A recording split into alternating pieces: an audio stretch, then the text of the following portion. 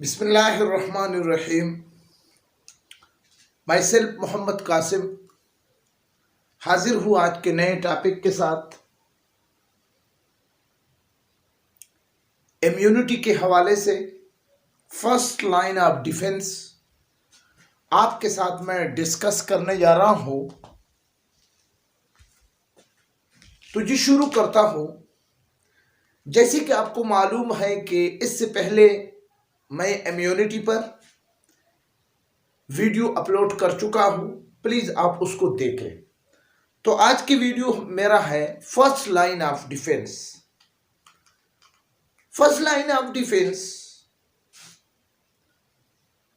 क्या होता है? तो जी शुरू करता हूं।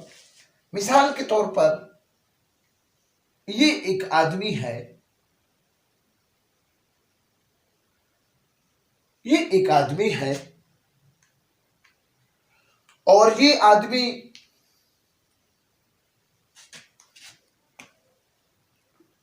ये एक डिफेंस लाइन है, ये दूसरी डिफेंस लाइन है और ये तीसरी डिफेंस लाइन है।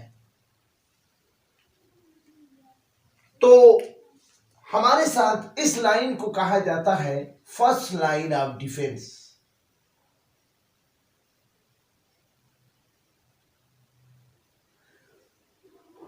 जबकि इसको कहा जाता है सेकेंड लाइन ऑफ डिफेंस।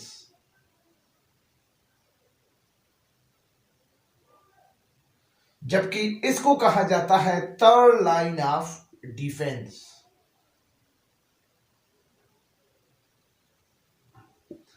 याद रखिए कि यहां पर कोई एंटीजन या बैक्टीरिया या वायरस या फंजाई या डस्ट पार्टिकल या एनी फॉरेन पार्टिकल जो भी यहां से आएगा और इस बॉडी में डिसऑर्डर पैदा करने के लिए आएगा, तो इन तीनों बैरियर पर,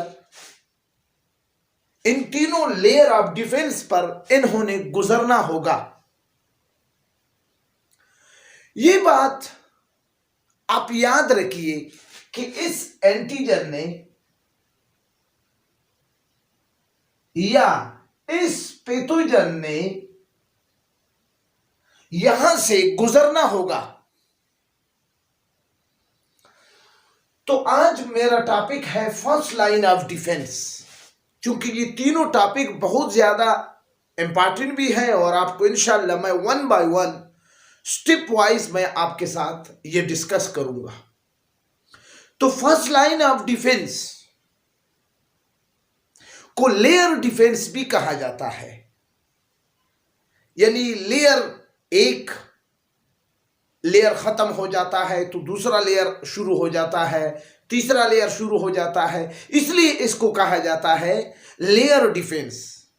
क्योंकि अगर आप इस डायग्राम को देख रहे हो तो ये देखो, स्किन का मैंने आपके सामने एक डायग्राम, इसमें आउटर मोस्ट लेयर एपिडर्मिस है, ये एक लेयर है, और ये दूसरा लेयर डर्मस है प्रोटीन फाइबर का, और तीसरा लेयर सबक्यूटेनियस लेयर है। तो इसलिए इसको कहा जाता है कि ये क्या है हमारे साथ, इसको लेयर डिफेंस भी कहा जाता है। याद रखिए कि first line of defence non specific होगा। अब नॉन स्पेसिफिक का क्या मतलब है? नॉन स्पेसिफिक का ये मतलब है कि कोई भी फॉरेन पार्टिकल, ख्वा वो एंटीजन हो, ख्वा वो बैक्टीरिया हो, ख्वा वो वायरस हो, ख्वा वो फंगस हो, ख्वा वो कोई प्रोटोजोन हो, उस पर उसको अंदर आने से वो क्या करेगा, ये लेयर ऑफ डिफेंस हर एक के साथ एक जैसा बिहेवियर करेगा। इसका बिल्कुल ये मतलब है कि अगर आप किसी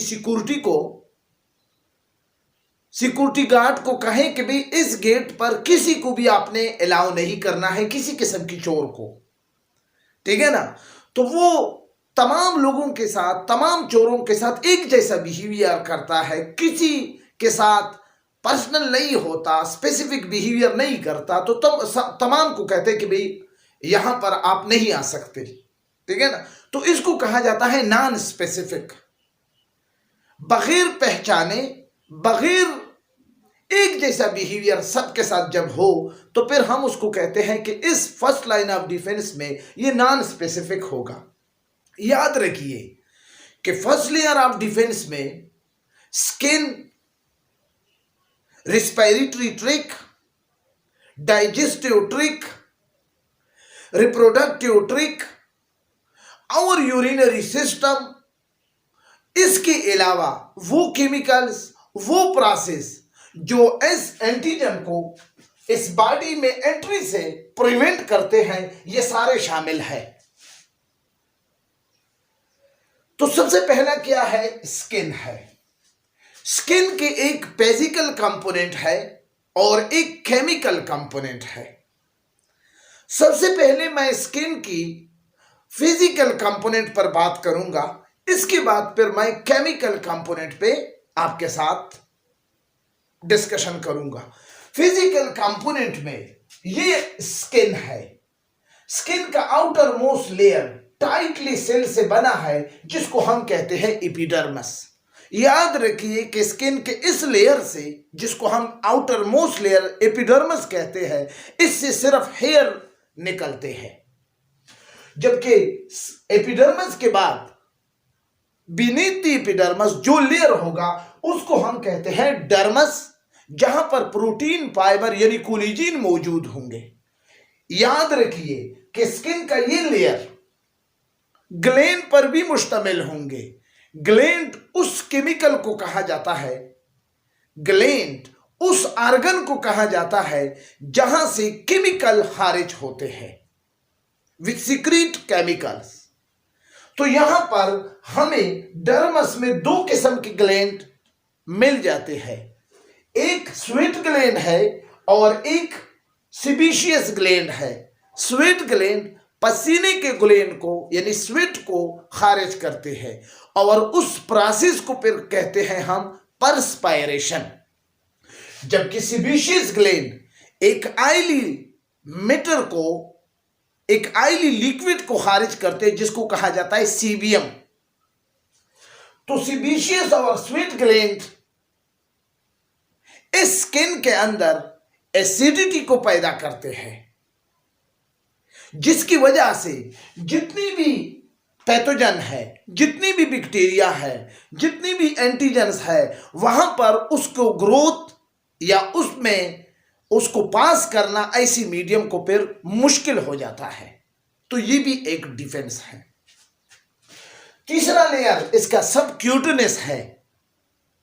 ये वो लेयर है जहां पर यूजुअली क्या हो जाता है, इंजेक्शन लगाया जाता है, सबक्यूटेनियस लेयर। स्किन आपके बॉडी का लार्जेस्ट ऑर्गन है और total 15% of the total body weight है। मिसाल के तौर पर इसका ये मतलब है कि अगर आपका 100 किलोग्राम वजन है तो आपका स्किन का वजन क्या है? 15 kg। ठीक है। स्किन में केमिकल कंपोनेंट, स्किन के केमिकल कंपोनेंट ये स्वेट ग्लैंड और सीबेशियस ग्लैंड है। याद रखिए कि इस स्वेट ग्लैंड और सीबेशियस ग्लैंड के जरिए स्किन क्या करता है? स्किन क्या करता है? स्किन एसिडिक मीडियम और इसके अलावा स्वेट ग्लैंड में सिलाविया मौजूद होगा और ये सिलावा एसिटिक मीडियम और एक एंजाइम लाइसोजाइम जो बैक्टीरिया के सेलवाल को डिस्ट्रैक्ट करते हैं। तो ये हमारे साथ फिजिकल और केमिकल कंपोनेंट है। स्किन एक इम्परमिएबल बैरियर है। बैरियर रुकावट को कहा जाता है।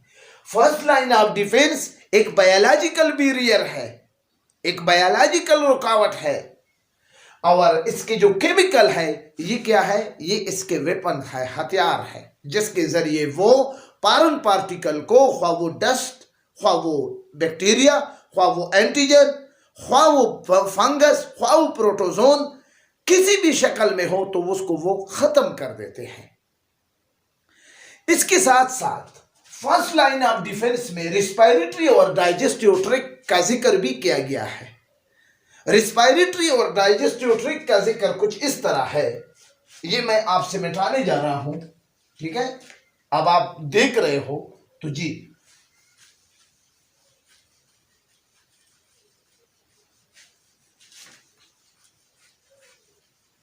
इसके बाद जी क्या है, रिस्पायरेटरी और डाइजेस्टिव ट्रैक्ट। रिस्पायरेटरी और डाइजेस्टिव ट्रैक्ट मिसाल के तौर पर ये देखो,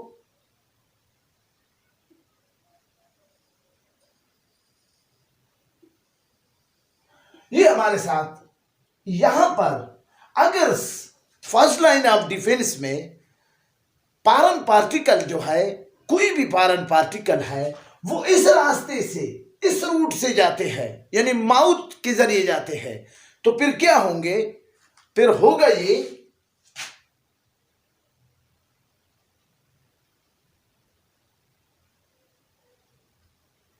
आपको विजिबल होता कि, ठीक है। तो जी ये ओवल कैविटी है। डाइजेस्टिव ट्रैक्ट का लफ्ज इसलिए इस्तेमाल किया गया है कि पूरी सिस्टम तो इसमें नहीं है।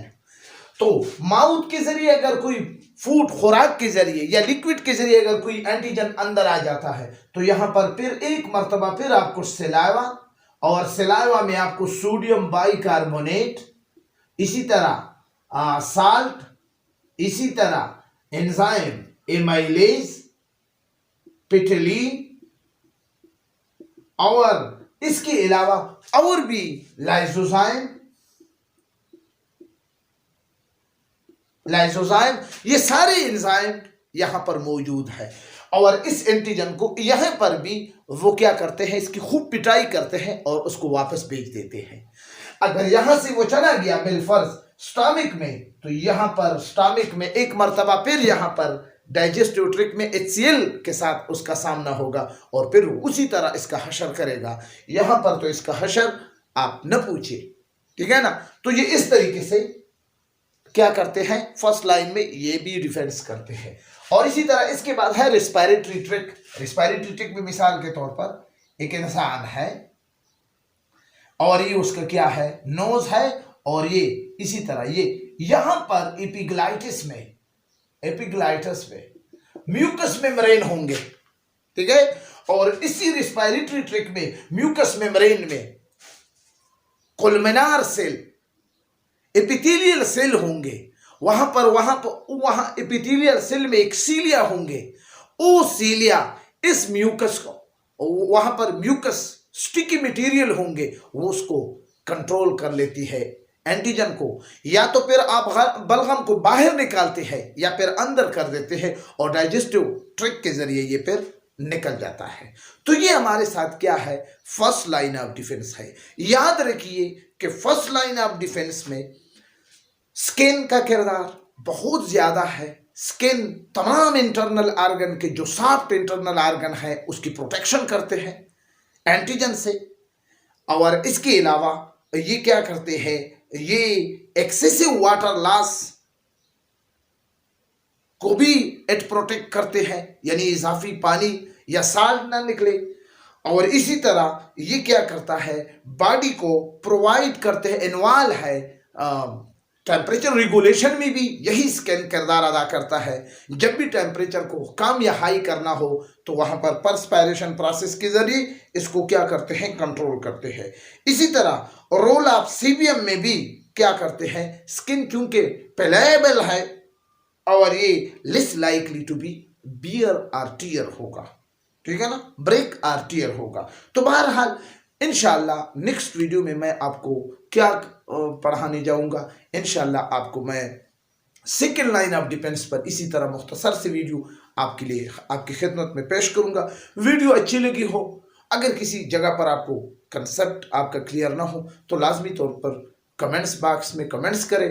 अगर चैनल में नए हो तो लाजमी तौर पर चैनल को सब्सक्राइब करें और साथ बेल आइकन प्रेस करें। खुदा